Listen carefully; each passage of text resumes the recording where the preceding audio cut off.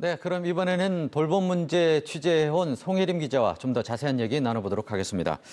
송 기자, 요 네. 며칠간 돌봄 실태 관련해서 좀 취재를 했는데요. 현장도 좀 둘러보고 그랬는데 종합적으로 보면 결론은 결국 도내에서 아이들 맡길 곳이 여의치 않다는 것 같은데요.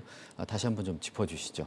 그렇습니다. 이 초등학생부터 중학생 자녀를 둔 또 그중에서도 맞벌이 가정의 경우에는 특히 그 돌봄이 가장 큰 문제이실 겁니다.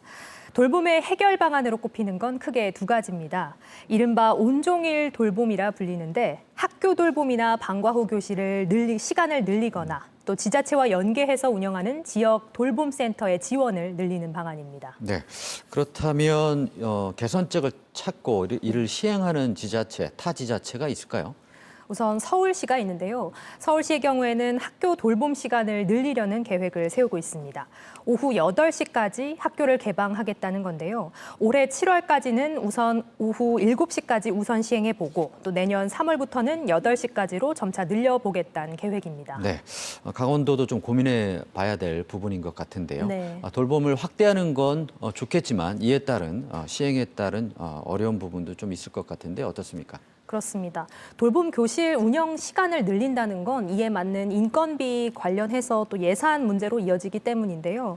앞서 도내에서도 이와 관련한 노사 갈등이 빚어지기도 했습니다. 아직도 해결 중인 사항이기도 하고요.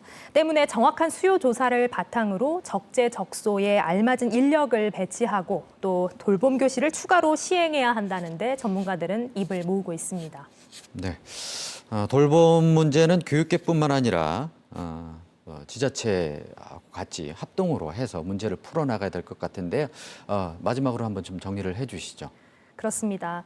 지난 코로나19 시대 교육계 최대 화두는 돌봄이었습니다.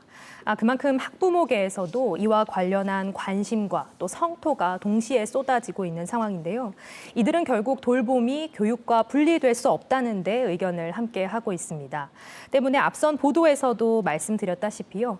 지자체와 교육계가 함께 머리를 맞대고 결국 강원형 통합 돌봄 모델을 만들어서 돌봄 사각지대를 없앨 수 있도록 노력해야 할 것입니다. 네, 인구 문제가 심각한 강원도가 풀어야 할 중요한 사안임에는 틀림없는 것 같습니다.